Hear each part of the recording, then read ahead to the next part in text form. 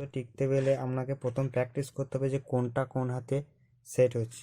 A S D F, এদিকে J K এল colon, এই চারটে চারটে করে আঙুলকে ভালো করে প্রথম একটা প্যাসিভে আনতে হবে। হাতের ম্যাচটাকে ঠিক আনার পর আপনারা প্র্যাকটিস করতে থাকবেন। যখনই আপনার এইখান থেকে এরকম কোণগুলো যতক্ষণ না আমরা ঠিকঠাক হাতের লেন্থের মধ্যে আসছে, এই ছকটা যতক্ষণ না আমরা একটা হাতের লেন্থের মধ্যে কাজ করাতে পারবেন ততক্ষণ আপনার কোনো কাজ হবে না।